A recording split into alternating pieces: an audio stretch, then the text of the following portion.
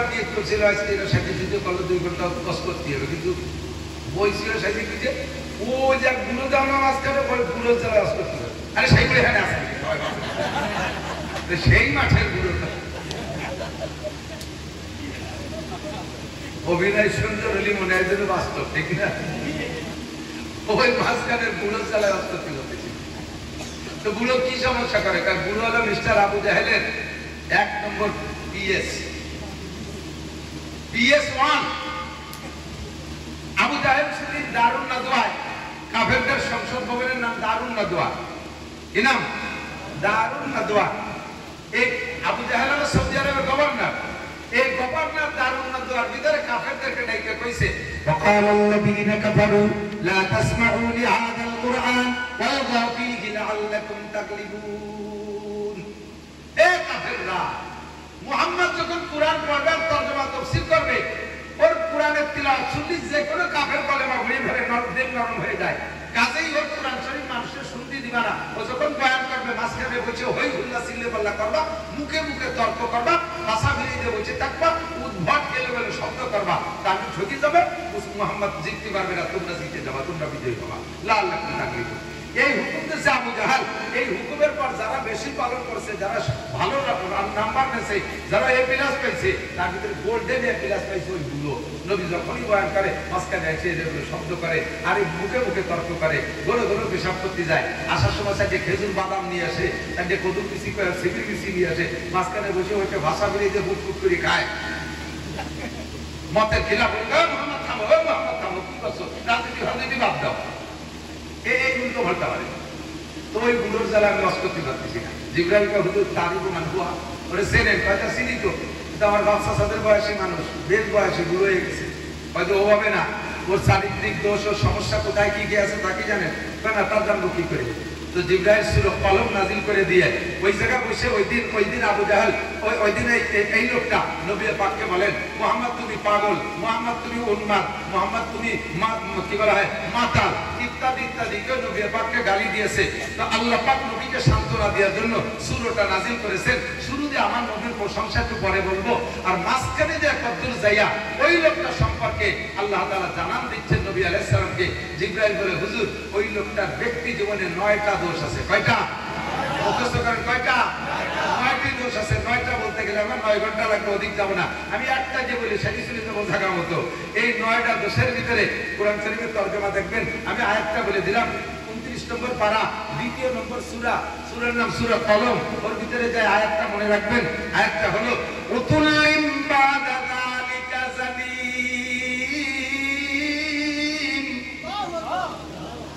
তরজমা হলো ওই লোকের ভিতরে 9টা দোষ আছে, তার ভিতরে একটা দোষ হলো ওইটা হারামজাদা, যার সন্তান, জাইরুর বাচ্চা।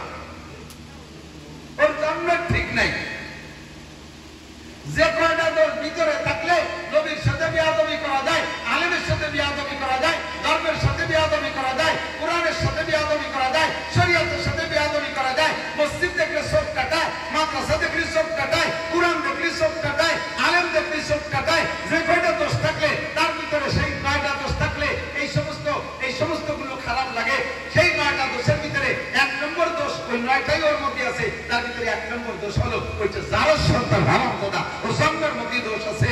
শুধু এই একাই নয়, কিয়ামত পর্যন্ত আপনার উম্মতের মধ্যে মুসলমানের ঘরে জন্ম নেবে যার সন্তান হারামজাদা, তার সিনার আলামত হলো সে এই সমস্ত জায়গায় তার চোখ কাটাবে। ধর্ম ভালো লাগে না, কোরআন ভালো লাগে না, কোরআনের সংবিধান ভালো লাগে না, আলেম ভালো লাগে না, মসজিদ ভালো লাগবে না, মাদ্রাসা ভালো লাগবে না। মুখে তাতে আমরা বলতে না পারলেও প্রমাণ হবে তোমাকে কোরআনের মাপকাঠিতে মেপে ফেলাইছি, তোমার জন্মের মধ্যে দোষ আছে। কথা বলেন ঠিক কি ঠিক না?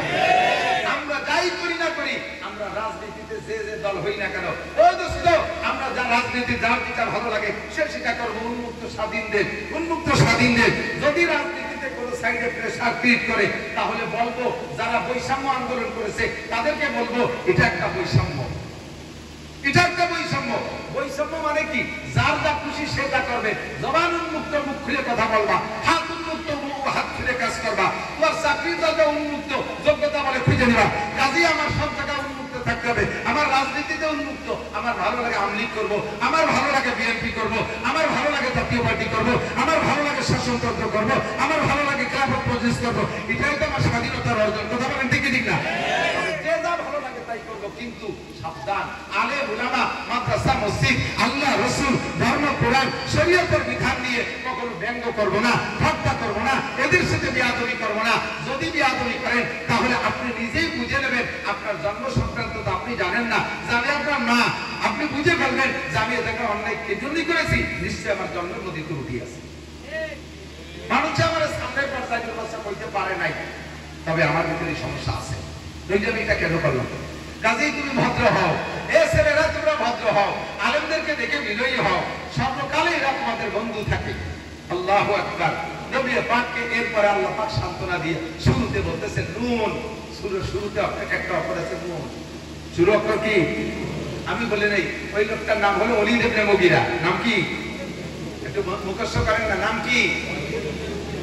ওলীদ ইবনে মুগীরার দলে কেউ হতে চান? কেউ হতে চান? আমরা সাহাবায়ে কেরামের দলে, কথা বলুন ঠিক কিনা? আমরা নবীর দলে, বলুন ঠিক কিনা? আমরা উলামায়ে কেরামের দলে, ঠিক কিনা? আমরা বলবো, স্লোগান দেব, আলেম উলামা জিখানে, কোরআন সুন্নাহ জিখানে। যদি হাত করবেন, যদি হাত, আরে অন্য এলাকা জেলা লাগে আমার দেখাইতে হবে যে গোপালগঞ্জ জেলা ধর্মের সাথে আছে না নাই।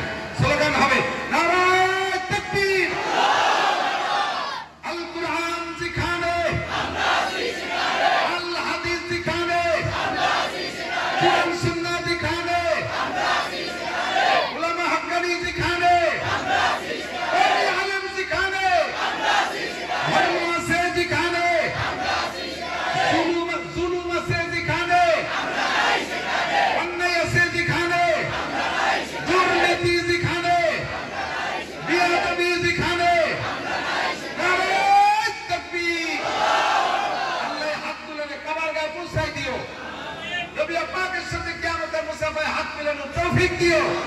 আমার প্রাণপ্রিয় বন্ধু যুবকরা, আমলিগ, যুবলীগ, ছাত্রলীগ, যেদিকে আমরা করি না কেন, আমরা কখনো বেয়াদবি করিব না। ঠিক আছে তো ইনশাআল্লাহ? নবী পাককে প্রশংসা করতে গিয়ে সান্ত্বনা দিতে গিয়ে আল্লাহ বলেন নুন ওয়াল কলামি ওয়া মা ইয়াসতুরুন মা আনতা বিনি'মাতি রাব্বিকা বিমাজনুন ওয়া ইন্না লাকা লাআজরান গায়রা মামনুন ওয়া ইন্নাকা লাআলা খুলুকিন আযীম। বলনা সুবহানাল্লাহ। নুন একটা অক্ষর। কোরআন শরীফের বিভিন্ন সূরা শুরুতে দেখবেন এরকম জের জবর বিহীন অক্ষর আছে। এরকে বলে হরুফে মুকাত্তাআত। একটু বলেন তো, হরুফে মুকাত্তাআত মানে কাটা কাটা হরফ। এতে যেমন আলিফ লাম মিম, এর আলামা, উলিমা, আলিমা এ পড়া যাবে না, ওরে আলিফ লাম মিম পড়তে হবে।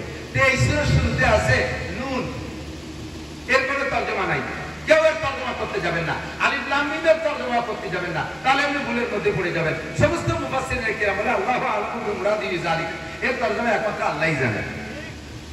আমি আপনি জানাজানির দরকার নেই। কথা কন, আমাদের দেশে কিছু বাউল আছে, বাউল বাউল বাউল ছিলেন, মোজ দাড়ি চুল দিয়ে একেবারে উপযুব হনুমান কপ্পাত, সেম কোয়ালিটি অফ বান্দর। ওর মুখ বুঝে বাজারা বিড়ি খাবে, কোন ভাগতেছে বিড়ি, মোসের ভাগতেছে মুখ বুঝে তারা ফিরবে। সাকাতি সময় মোসের নেয়া সুসে হয়ে যেতে পারে সাবাদারি, পরে দেশে সে মোস ছাড়িয়ে সব মোস সেই সার মধ্যে দুধ চা বনে জ্বালাই দিয়েছে, যখন কাপ সরাই নিয়ে গেছে মোজ বাইরে বেয়ে চা ভর্তিতে খাই, যেন 85 করছে তাদের ক্রিয়া খাওয়া যায় না, পরে ওই কাপের চা খাওয়া যায় না। ঠিক কি ঠিক না? এরা হচ্ছে বাউল শিল্পী, এরা বাউল শিল্পী, এরা খুব মানে ভাবের তথ্য জানে। কয় আল্লাহ আলিফে আল্লাহ, লামে জিব্রাইল, মিমি মুহাম্মদ, সূরা তোরে শিইছে কোন সূরা? হ্যাঁ, এটা শর্ট হ্যান্ড, এর তরজমা কে জানে? যে জগতের শর্ট হ্যান্ড সেই জগতের মানুষ তার তরজমা জানে। কথা বল, থানার সামনে যদি লেখা থাকে হয় করে হা বিসর্গা আব্দুর রহমান, তার মানে কি হবে? হাবিলদার আব্দুর রহমান। হেফজখানার সামনে যদি লেখা থাকে হয় করে হা বিসর্গা আব্দুর রহমান, এবার কি হবে? হাবিলদার আব্দুর রহমান, হাফেজ আব্দুর রহমান। একই লেখা দুই জায়গায় দুই তরজমা। ঠিক কি ঠিক না? ঠিক না? হাসপাতালের সামনে যদি লেখা থাকে দয়া করে না বিসর্গা আব্দুর রহমান, তাহলে কি বলে? ডাক্তার আব্দুর রহমান। আর ইরশাদ শিকদারের বাড়ির সামনে যদি লেখা থাকে দয়া করে না বিসর্গা ইরশাদ শিকদার, কি হবে? ডাকাত ইরশাদ শিকদার। তাহলে একই দয়া করে জায়গা বিশেষ তরজমা হয়, ঠিক আছে না? ঠিক না? কাজেই এই সূরার শুরুতে কোন সূরার শুরুতে আলিফ লাম মিম হা মিম সিন এগুলো কি লেখছে কি জন্য লেখছে ওই শর্ট হ্যান্ডেলাই জানে, তোমার মধ্যে মাথা কামানোর দরকার নেই। আল্লাহ কসম খেয়ে বলে ওয়াল কলম, আমি কলমের কসম খেয়ে বললাম, কলম আল্লাহ কসম খায়। দিক টাকা আপনারা কখনো মখলুকের কসম করা, আমার সন্তানের মাথায় হাত দিয়ে বলছি, এটা কসম হয়ে গেছে কবিরা গুনাহ, শিরিক হয়ে গেছে। আমার মার কসম খেয়ে বলি, বাপের কসম খেয়ে বলি শিরিক, কাবা ঘরের কসম খেয়ে বলি, নবীর নামে কসম খেয়ে বলি, এই সব শিরিক, এগুলো কবিরা গুনাহ, ঈমান নষ্ট হয়ে যায়। কসম হবে একমাত্র কার নামে? আল্লাহে বিল্লাহে তাল্লাহে, আল্লাহর কসম ছাড়া অন্য কোনো নামে কসম হবে না। এবার আল্লাহ কসম খাবে কার নামে? আল্লাহর মধ্যে তো আল্লাহ নাই। আল্লাহ তার সৃষ্টি জগতের বড় বড় যেটাকে আল্লাহ সম্মানিত সৃষ্টি করেছেন তার সাথে আল্লাহ কসম খায়, সেই নামের উপরে আল্লাহ কসম খায়। তার ভিতরে অন্যতম হলো কলম। আল্লাহ কয় ওয়াল কলম, আমি কলমের কসম খেয়ে বলি, ওমা ইয়াসতুরুন, আর কলমে যা লেখে এটাও বড় সম্মানী। কলমে কোরআন লেখে, কলমে হাদিস লেখে, কলমে বান্দার তাকদীর লেখে, আল্লাহর লেখা, আল্লাহর কলমে লেখা বড় দামি। আমি সেই লেখার কসম খেয়ে বলি, ওয়াল কলম, নুন ওয়াল কলম ওমা ইয়াসতুরুন মা আনতা বিনিমাতি রাব্বিকা বিমাজনুন। নবী পাককে আল্লাহ পাক সান্তনা দিচ্ছে, হে নবী ওলীদ ইবনে মুগীরা কি বললো, কে কইলো, দিক দেখেন আমাদের গোপালগঞ্জে বাংলায় কয় না, এটা কলো প্রেম দি, সেই যদি খুঁটি ধরে কান্দি, একসাথে চেহারা একটু খারাপ হইলে যদি প্রেম দি দেয়া গেছে, ও লজ্জায় যাই মেয়ে খুঁটি ধরে কান্দিছে, কান্দিস আমার প্রেম দিকে বলে কান্দি, কিরা কলো প্রেম দি সেই জন্য কান্দি। আমার নবীরে কাফের মুশরিক হিন্দু বৌদ্ধ খ্রিস্টান মুসলমানরা প্রেম দি কইলো, আর তাতে আমার নবীর সম্মান গেল। আমার নবীকে সম্মান দিয়েছেন স্বয়ং আল্লাহ রাব্বুল আলামিন। কথা বলতে কি দিনা আপনার রবের নিয়ামত, আপনি পাগল নান, আপনি মাতাল নান। মা আনতা বিনিমাতি রাব্বিকা বিমাজনুন ওয়া ইন্না লাকা লাআজরান গায়রা মামনুন। আপনার রবের পক্ষ থেকে অপরিমাণ অপরিসীম নিয়ামত আপনার জন্য প্রতিদান রয়ে গেছে। সুবহানাল্লাহ। সেটা তার ভিতরে এক নম্বর হলো ওয়া ইন্নাকা লাআলা আদিক, জায়গা মতো চলে আসি ওদের জায়গায়, ওয়া ইন্নাকা লাআলা খুলুকিন আযীম। এখান থেকে আবার শুরু, স্থির ভাবে নেবেন আর খাবেন আর খেলবেন। রাজি আছেন তো ইনশাআল্লাহ? আপনাকে সর্বোত্তম চরিত্রের অধিকারী বানাইছি। প্রশংসা কে করেছেন? আল্লাহ। দুনিয়ার আমরা কেউ প্রশংসা করি, তিনি এমন, তিনি অমর, তিনি অমর, ইত্যাদি ইত্যাদি জীবন ভরে প্রশংসা করছি। যখনই সুযোগ গেছে তখনই আর বদনামের শেষ নাই, সব প্রশংসা ধুলায় বিচারিত হয়ে গেছে। কতক্ষণ ঠিক ঠিক? আমার নবীর প্রশংসা ধুলাই মেটানোর কাহারও ক্ষমতা নাই। যদি কেউ মেটানোর চেষ্টা করে বেকা চোখে তাকায় তাহলে বুঝবো সাপ্পারা চস। সাপ্পারা মানে চামচিয়া, চামচিয়া বেলা দেখতে পারে না, চামচিয়া বেলা দেখতে পারে না। এই জন্য কি বেলা খারাপ? দিনের বেলা চামচিয়া উঠতে দেখেন নাকি? রাত্রি কি মারামারে বড় থুর তুলবি বেড়ায়। দিনের বেলা যদি কোনো জায়গায় সুরিয়ারটা আসে, এখানে যে কাপড় করে বলে ওখানে যে কাপড় করে কি সুসই দেয়, ঠিক না? সূর্যকে সহ্য করতে পারে না চামচিয়া আর সুসু, সুসু সুসু সুসুর আর দিনই বেরোয় না, চামচিয়ার দিনই বেরোয়, ওটা রাত্রে ঠিক মারে। তুই সুসু আর চামচিয়া সূর্য পছন্দ করিস না, তাই বলে তো সূর্য খারাপ না। কোটি কোটি মখলুক সূর্য পছন্দ করে, মানুষের সূর্য পছন্দ করে। কাজেই তোর মতো সায়েন্সে সূর্য অপছন্দ করলে কিছু আসে যায় না, ঠিক কি ঠিক না? তোর মতো আবু জাহেল, আবু লাহাব, উতবা, সাইবা, ওলীদ ইবনে মুগীরা, নমরুদ, কারুন, হামান, সাদ্দাত, ফিরাউন, উবাই বিন কাব, এই সারা দুনিয়ার কাফের, জো বাইডেন, নেতানিয়াহু, সারা দুনিয়ার কাফের আমার নবীকে গালি দিলে কিচ্ছু আসে যায় না। ওলীদ ইবনে মুগীরা আমার নবীকে গালি দিলে কিছু আসে যায় না। আমার নবীকে প্রশংসা করেছে আমার আল্লাহ, ওয়া ইন্নাকা লাআলা খুলুকিন আযীম। কথা বলেন ঠিক কি ঠিক না? দুনিয়ার কেউ যদি এই জগৎটাকে অপছন্দ করে তাও তুমি বুঝে নাও নবীকে অপছন্দ করছে, নবীকে গালি দিয়েছে। তাদের সম্পর্কে যেমন বললাম, নবীর ওয়ারিসদের সম্পর্কে মন্তব্য করলে তোমারও আমি তাই করলাম। তুমি সুসুয়া সাইন্সিয়া, তুমি সুসুয়া সাবধান সাবধান। এই সুসুয়া সুসুয়া কিন্তু সুসুয়া আরেকটা জিনিস সহ্য করতে হবে। আপনারা এখানে কে কেমন আছেন জানি না, আমি আতর পছন্দ করি খুব বেশি। আপনারা আতর পছন্দ করেন না? আতর ভালো লাগে? আতর ভালো। এই আতর পছন্দ করে না মানুষের ভিতরে যারা, তারা হলো ব্যাথর সুইপা, পুরো আতর সহ্য করতে পারে না। আর প্রাণীদের ভিতরে সুসই আতর সহ্য করতে পারে না। আপনার ঘরে যদি বেশি সুসো রান্না করে খায়, ও যদি কোনোটাকে সাপ করতে না পারেন, 10টা আর আতর কিনে ছড়াই দেবেন, যে কয়দিন এই আতরের ঘিরান থাকবে ওই কয়দিন সুস্থ আসবে না। সারা দুনিয়ার নবী, রাসূল, ফেরেশতা, জিন, ইনসান, মানুষ সবাই আতর পছন্দ করে, সুসই পছন্দ করে না। তাই কি আতর খারাপ? ঠিক কি ঠিক না? ও দোস্ত, আর মেথরে আতর পছন্দ করে না। ও জীবন করে গুরু সাম্প্রতি করতি, পায়খানা সাম্প্রতি করতি, ওর সাথে একটা বন্ধুত্বতা হয়ে গেছে। আতরের ঘিরান না হয়ে গেলে উড়ে উঠে যায়। মেথর আর সুসো আতর সহ্য করতে পারে না বলে আতর বেদমি হয় না। আল্লাহর ঘর, মসজিদ, মাদ্রাসা তোমার মতো সুসো আর মেথর যদি অপছন্দ করো তাতে এটা খারাপ হবে না, বরঞ্চ তুমি উপাধি নিলে তুমি সুসো বা মেথর। কথা বলে ঠিক ঠিক না? আমি সুসো মেথরের দলে হইতে রাজি। আল্লাহ আমাদেরকে হেফাজত করেন, আমিন। নবীর পাককে আল্লাহ বলেন ইন্নাকা লাআলা খুলুকিন আযীম, আপনি সর্বোত্তম চরিত্রের অধিকারী, আপনার মতো চরিত্রের অধিকারী কেউ নাই। কাজেই আপনার চরিত্রটাকে আমি কি বানাই দিলাম? হে উম্মতটা, দুনিয়ার মানুষ জেনে নাও, লাকাদ কানা লাকুম ফি রাসূলিল্লাহি উসওয়াতুন হাসানা, তোমাদের জন্য মুহাম্মদুর রাসূলুল্লাহর মধ্যে রয়েছে উত্তম আদর্শ। খেয়াল করেন নাই? আমাদের উত্তম আদর্শ কার মধ্যে? মুহাম্মদুর রাসূলুল্লাহ সাল্লাল্লাহু আলাইহি ওয়াসাল্লাম। কথা সন্দেহ আছে নাকি? আরে ভাই, আমরা গোপালগঞ্জের মানুষ বঙ্গবন্ধুকে ভালোবাসি, কিন্তু উনি আমার জিন্দেগির সম্পূর্ণ সংবিধান দেওয়ার ক্ষমতা রাখে না। সম্পূর্ণ সংবিধান দেওয়ার ক্ষমতা রাখে? জিয়াউর রহমান রাখে? এরশাদ সাহেব রাখে? পৃথিবীর কোন মানুষ মানব জাতির পূর্ণ জীবন বিধান সংবিধান দেওয়ার ক্ষমতা রাখে না। তারা কিছু কিছু ভালো কথা বলেছেন, কিছু কিছু নীতি কথা বলেছেন, তাতে একটা মানব জাতি শুরু থেকে শেষ পর্যন্ত পূর্ণ জীবন ব্যবস্থা হতে পারে না।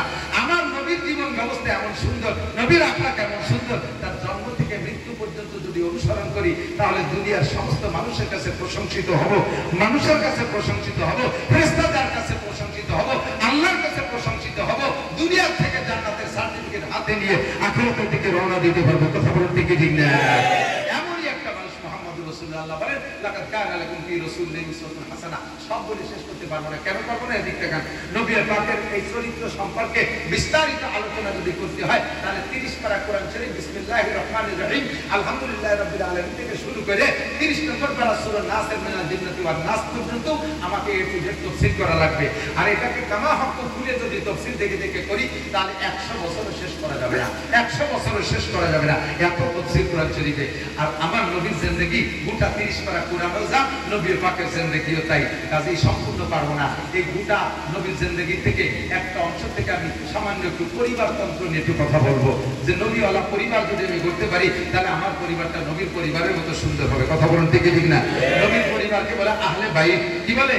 আহলে বাইত, আহলে বাইত ওয়া আহলে বাইতিহি আসহাবিহি আহলে বাইতিহি ওয়া আলিহি। এই যে শব্দগুলো বলি দুরূদের মধ্যে, এটা সম্পূর্ণ চলে যায় নবীর পাকের পরিবারের জন্য। আমার নবীর পরিবারের চাইতে সুন্দর প্রতি পরিবার পৃথিবীতে আসছে না। কথা বল না। কোন নেতার পরিবার আছে? কোন নেত্রী পরিবার এত সুন্দর আছে? কোন কের পরিবার এত সুন্দর নাই, আর কোনদিন হবেও না। সেই নবী আদর্শ মুসলিম পরিবারের একটা পরামর্শ দিচ্ছে, এদিক টাকা মুরব্বীরা আগে আসেন। মুরব্বীরা যদি সমাজকে সুন্দর করে গড়তে হয় তাহলে গোড়ার থেকে আসতে হবে। কোটিপতি হতে হলে আগে হতে হয় লাখপতি, লাখপতি হইতে হলে আগে হতে হবে হাজারপতি, হাজারপতি হইতে হলে আগে হতে হবে শতপতি। হ্যাঁ, 100 টাকার নোট 10 খান গুছালি না তারপরে 1000 টাকা, 1000 টাকার নোট 100 খান গুছাতে পারলে 1 লাখ টাকা, 1 লাখ টাকার বান্ডিল 100 খান জমা করতে পারলে তারপরে 1 কোটি টাকা। এবার 1000 টাকার নোট আগে বানাইতে হলে তার আগে লাগবে 100 টাকার নোট, 100 টাকার নোট বানাইতে হলে তার আগে ঘুরায় লাগবে 1 টাকা। ঠিক না? তাহলে কোটিপতি হইতে হলে আগে লাগবে 1 কোটি হতে হবে। গোটা দুনিয়াকে যদি ভালো বানাইতে হয় তাহলে আমার ব্যক্তি জীবনটাকে আগে সুন্দর করতে হবে। আমি ভালো, এ জায়গায় যে কয়জন আমি আছি, যে কয়জন আমি আছি বলেন, আমি কয়জন? যত মানুষ আছি প্রত্যেকে যার কাছে আমি না, প্রত্যেক আমি একটু ভালো বানানোর চিন্তা করেন। কষ্ট হচ্ছে? বলবো আমি কি ভালো বানানোর পরামর্শ দেবো? সুর নাই, তাল নাই, কণ্ঠ নাই। আমার যুবক পালন করে শোন, এ যুবক তোর জিন্দেগি উন্নত হবে। আমি এই আদর্শ মুসলিম পরিবারের অনেক আগে করতাম, মাঝে কিছুদিন করি না, ইউটিউবে সার্কুলার হয়ে গেছে, কিন্তু দেখি ইউটিউব তো সবাই শোনে না। আর ওয়াজ যেগুলো পূরণ হয়ে গেছে পিছনে চলে গেছে, কিন্তু কথাগুলো আমার কাছে ইম্পর্টেন্ট মনে হচ্ছে। বিভিন্ন অনুষ্ঠান প্রোগ্রামে যাই, সেখানে যে দেখি শরীয়ত বিরোধী অনেক উল্টোপাল্টা, কাজে এগুলোকে আবারও ফিল্ডে আনতে হবে ইনশাআল্লাহ। আদর্শ মুসলিম পরিবার, আমার সেই সময় বয়ান শুনে বহু যুবক তার সিদ্ধান্ত পরিবর্তন করে ফেলাইছে, স্টাডিং বাম থেকে ডানিয়ে নিয়ে আসছে। আমার প্রাণপ্রিয় গোপালগঞ্জের যুবকরা, তোমরা আজকের আলোচনাকে পেট ভরে নিয়ে ইনশাআল্লাহ স্টাডিং বাম থেকে ডানিয়ে আনতে পারবো তো ইনশাআল্লাহ, সিদ্ধান্ত নিয়ে যাবো তো ইনশাআল্লাহ। সুখী একটা জীবনযাপন পাবা, সুখী একটা জীবন পাবা ইনশাআল্লাহ।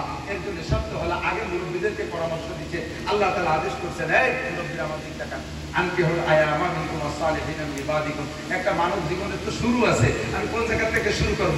জন্মটাই ধরে নিয়ে যায় শুরু, কিন্তু জন্মের আগের থেকে আরেকটু আগের থেকে একটা ক্লাস আছে, সেই ক্লাস থেকে আরম্ভ করি।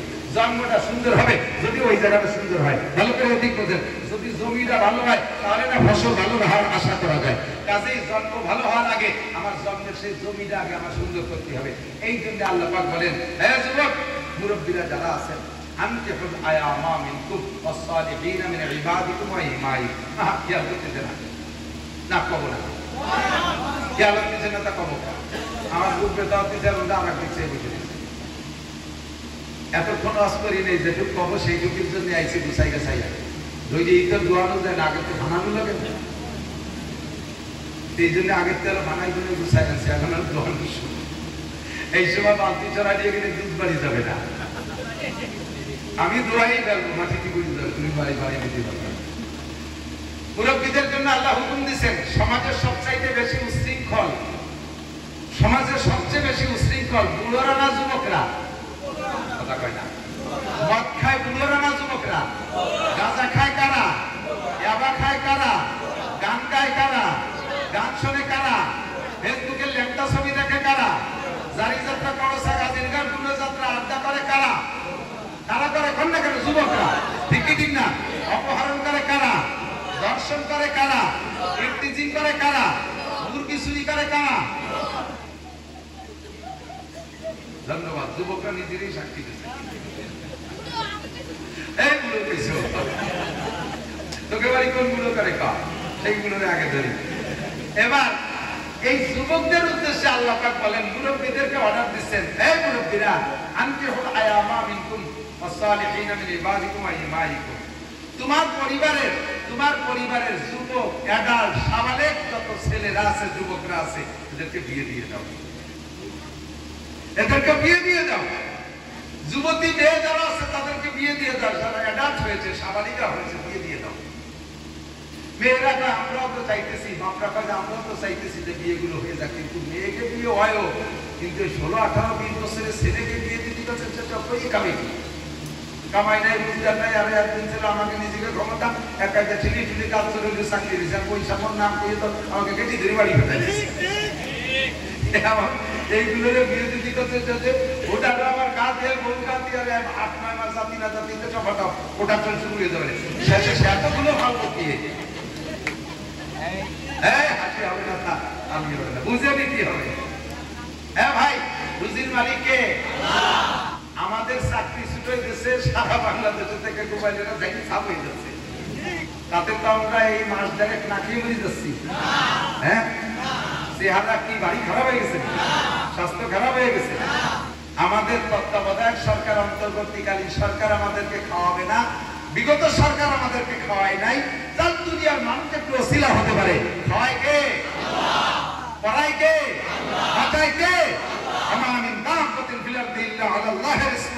প্রত্যেকটা প্রাণীর রুজির জিম্মাদারি কার হাতে? আল্লাহ পাক তাই বলেন, বিয়ে দিয়ে দাও, চাকরি বাকরি এস্টাবলিশ হইয়া, স্বনির্ভর হইয়া তারপরে বিয়ে করবে, এই অপেক্ষা করো না। এই অপেক্ষা করতে করতে কবে সে ভালো চাকরি পাবে, কবে সে এস্টাবলিশ হবে, ততদিন পর্যন্ত যত আকাম কুকাম করবে, যত আকাম করবে, যৌবনের ধাক্কায় যুবকরা সমস্ত আকামের গুনাহ যে করবে সে তো মোটা অঙ্কে পাবেই পাবে। তার ফ্যামিলির মুরব্বীরা যারা তার বিয়ে ঠেয়ায় রাখছে, তারা এস্টাবলিশটা করে বিয়ে দেবে না বলে ধাক্কায় বাধায় রাখছে, অথচ ছেলেটা বিয়ে করতে চায়, ওই ছেলেটা যত অন্যায় করবে সম্পূর্ণ গুনাহ তার আব্বার আমল নামায় জমা হবে। কাজে তাহলে খাবে কি তা করে দিলেন না? আল্লাহ পাক নিজেই বলেন, আমি বলি না, ইয়া কোন ফুকারা, যদি তুমি বিয়ে দিচ্ছ না যে ভয়ে, অভাবের ভয়ে, সেই ছেলেরা বা তুমি যদি অভাবী হও, ফকির হও, ফকিরের তোমার ফোকারা যদি তারা ফকির হয়, আল্লাহ নিজেই বলছেন বিয়ে দিয়ে দে, বিয়ে দিয়ে দে, তাড়াতাড়ি বিয়ে করায় দে। ইউগনিহিমুল্লাহু মিন ফাদলিহি, বিয়ের পরে আল্লাহ তাআলা তাদেরকে ধনী বানায় দেবে। ওয়াদা কার? আল্লাহ মাসে একবার ওয়াদা খিলাফ করে, বছরে একবার ওয়াদা খিলাফ করে, কোনদিন ওয়াদা খিলাফ করে? আমার আল্লাহ ধনী ধনী বানায় দেবে, তুমি কোন চিন্তা? কাতালি হাতির কাছে বিয়ে দেবো, আল্লাহ দেয় কি না দেয়, এই জন্যই বিয়ে দেওয়ার সময় ছেলের শ্বশুরের কাছ থেকে 2 লাখ টাকা কন্ট্রাক্ট নিয়ে নেই, যৌতুকের হিসাবে। আস্তাগফিরুল্লাহ, কন্যা আস্তাগফিরুল্লাহ। যুবক, বিয়ে সংক্রান্ত আজকে দাও কথা বলো। তাহলে বিয়ে করার জন্য হুকুম করছেন কে? আল্লাহ। বিয়ে দিয়ে দাও। এবার বিয়ে সংক্রান্ত কথা, বিয়ে করবা কোন জায়গা? নবী পাক সাল্লাল্লাহু আলাইহি ওয়াসাল্লাম বলেন মেয়ে দেখে বিয়ে করো, মেয়ে দেখে বিয়ে করো। দেখবে কে? আমাদের সমাজে প্রথা আছে মা আর বাপ দুইজনে ফাটায় দেয়, উল্টা দেখি আমাদের কাউ সবাই দিল না কোনো কথা। আগে তো মা বাপের প্রতি আস্থা ভালো আছে বলে কাউ উৎসাহিত দিলেও কোনো অভিযোগ নাই। যখন আইনে দেশে বাড়ি 2 দিন পরে তারপর দেখা যায় চোখ টেরা, নাক কাটা, কালা, চেহারা ভালো না, সেদিন মেকআপ করে আনছিল, ওই পার্লারেতে সাজাই গেছে, রুম উঠে গেছে গোর, এই পেয়েছে তারপরে জ্ঞান শুরু করবা। এই জন্য আল্লাহ হুকুম, নবীর হুকুম, বিয়ে করার জন্য বাপ রেতে মেয়ে দেখাবি না, বিয়ে করার জন্য মা দেখলে দেখতে পারে মহিলা মানুষ, তো বাপ রেতে বিয়ে দেখাবি, মেয়ে দেখাবি না, আর কেউ রেতে দেখাবি না। তোর বিয়ের মেয়েটা তুই চোখ দিয়ে দেখে নিবি। বিয়ের আগে ছেলেকে দিয়ে মেয়ে দেখা সুন্নাত। হুজুর অর্ডার করেছেন, হে মক্কা থেকে যারা মদিনা হিজরত করে আসো, তোমরা আনসারী মেয়েদেরকে বিয়ে করতে যাচ্ছ, আনসারী মেয়েদেরকে দেখে নিও, ওদের কিন্তু চোখ একটু ঘোলা হয়, তাদের চোখ একটু গুলা হয়। তোমরা মক্কিরা চোখ কালা, রেজা চোখ গুলা, শেষে তোমাদের জ্ঞান যাবে, একটু দেখে শুনে নিয়ে নিও। এই জন্য দেখার অনুমতি আছে। দেখবে ছেলে পাঠাই দিচ্ছে দুলোবাই দেখে এসো, দুলোবাই তোমার জন্য মাইয়ে দেখতে যাইয়ে চয়েস করে ফেলেছে।